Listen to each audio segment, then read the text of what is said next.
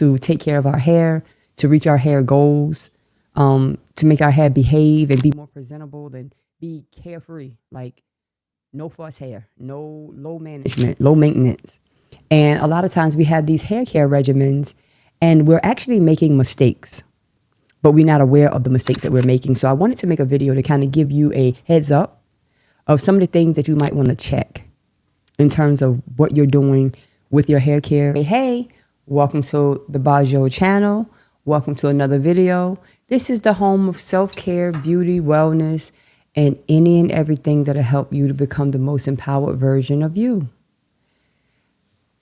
We have been on this hair care rant, and I think it's important because a lot of us are putting forth our best effort to take care of our hair, to reach our hair goals, to make our hair behave and be more presentable and be carefree, like no fuss hair, no low management, low maintenance.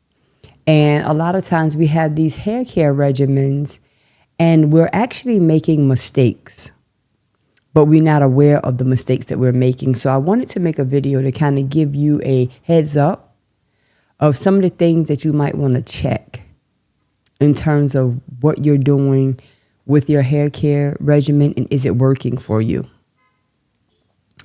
One of the things that I really, I'm confused about, but I get it, I kind of understand it, is number one is over shampooing your hair. Like shampooing your hair so frequently that the natural oils that's produced from your sebaceous glands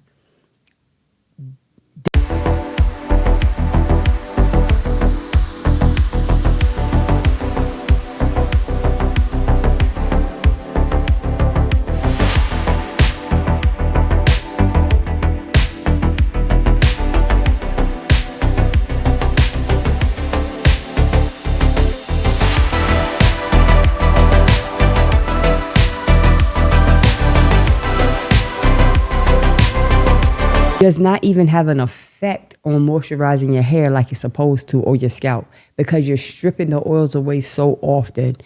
And there are certain situations that require you to shampoo your hair multiple times during the week, like psoriasis of the scalp, eczema, different type of scalp conditions that you may have to put medication on your scalp and it has to be rinsed off like maybe every day or every other day. Like different situations require frequent shampooing. But generalizing this conversation, the average person does not need to shampoo their hair every single week. It is no reason. It is no reason.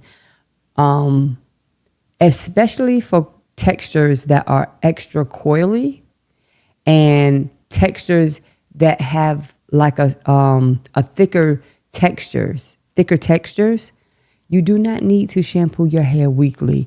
I don't know if it's something that maybe it just makes you feel cleaner, or it makes you feel like you're doing a great job in terms of your hair care, you're being active or proactive. But what's happening is you're being counterproductive to your hair care goals and you're not really aware of it. Your hair needs to maintain certain moisture balance on its own.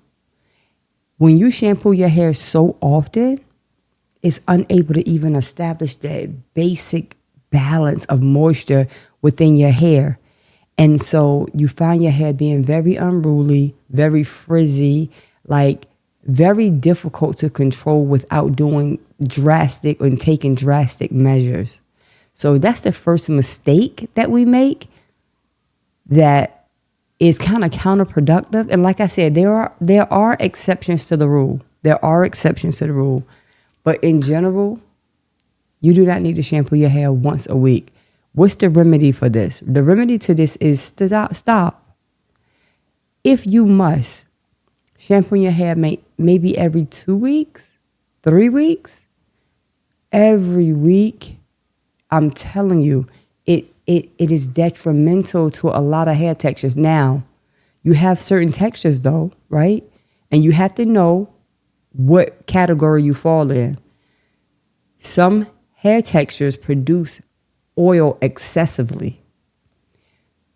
Those textures, you need to shampoo your hair a few times during the week. That's understandable because the hair is producing this oil, and the hair begins to get very weighty and very stiff, and it also can have an odor. That's for those textures. For more thicker textures and coilier textures, absolutely not. Absolutely not. Second mistake that we make, and I don't think that we're aware of it, is that when you're putting heat to your hair, you need to use some sort of a barrier or heat protectant. I remember back in the day when we used to do like pressing curls, we used to use like globs of oil to try to press that hair out straight or create like a barrier between the hair and the heat. And nowadays they have more sophisticated oils that it does the same thing. It creates a barrier between the heat and the hair, and it prevents you from burning your hair. And it also gives the hair a more sleeker, smoother, effortless look. It reduces like frizziness and fuzziness in the hair. So when you just take an iron or take any sort of heat and you just pass it over your hair, you do this regularly without any kind of heat protectant, no go. Over time, some will be quicker than others, but over time, you're breaking down the density of your hair. Your hair will start looking fried. Your hair will start looking dry and brittle, and your ends is going to split more than they should. You're going to have frayed ends over. It's just a regular growth cycle, like wear and tear. Sometimes you're going to get a little ends here, ends there, like split ends.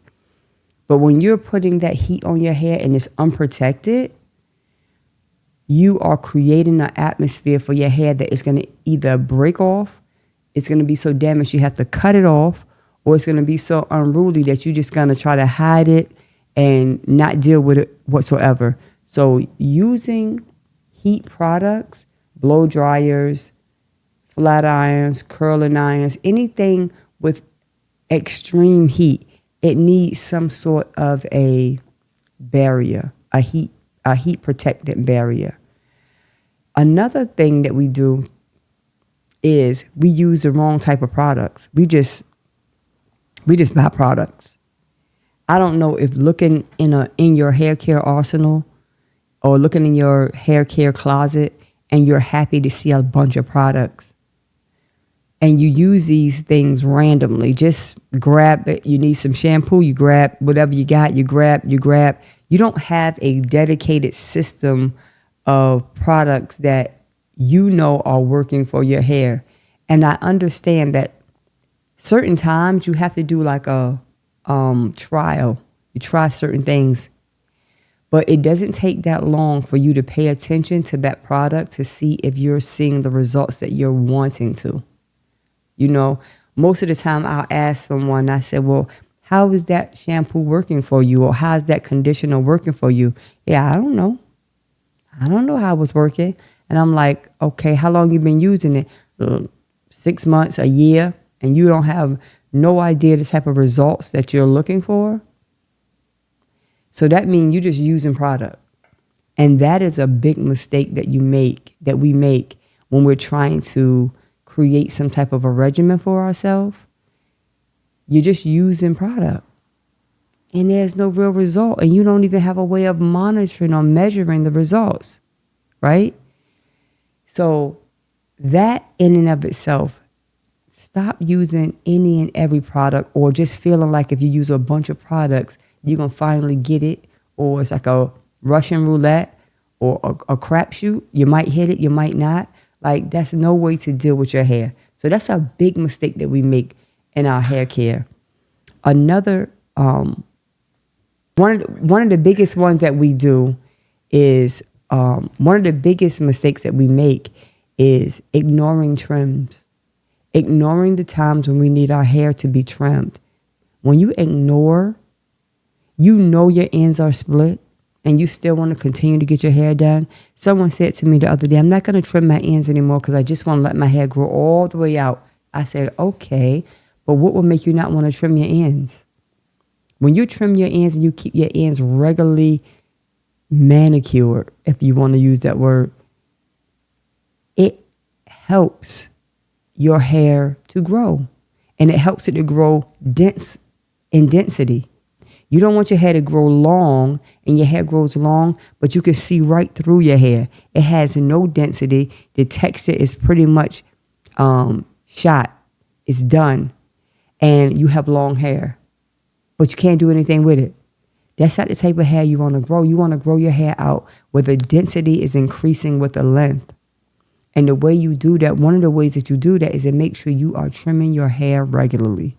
And regularly, to me, in my professional over 30-year experience as a licensed cosmetologist, regularly is anywhere from 3 to 4 months. So at least 3 to 4 times a year, you're going to trim your hair. And a trim does not mean a chop. A trim does not mean a chop. A trim does not mean a chop.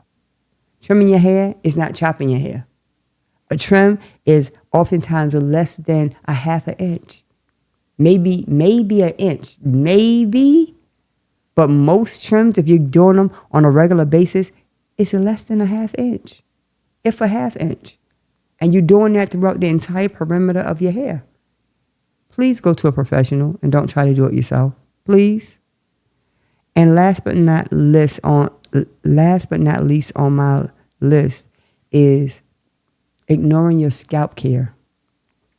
Your scalp is the house of your hair follicles, which houses your hair. The connection of your hair is through your follicles, and your follicles are on your scalp. We have these scalps that's inflamed. We have eczema. We have psoriasis. We have extreme dandruff. We have inflammation. We have abrasions. All type of stuff is going on with our scalp. And it's almost like sometimes we're not really focusing on that scalp. Some of us don't have scalp issues, but you still have to maintain your scalp health, meaning depending on the texture of your hair, your scalp should remain moist. I know I saw something on the internet about how greasing your scalp is bad. It clogs the pores and stuff like that. Listen, everything is not for everybody. But I know for thicker textures of hair, coilier textures of hair, denser textures of hair, our scalp needs oil. Our scalp needs oil. You don't have to, I don't mean excessive oil, but you need your scalp oil.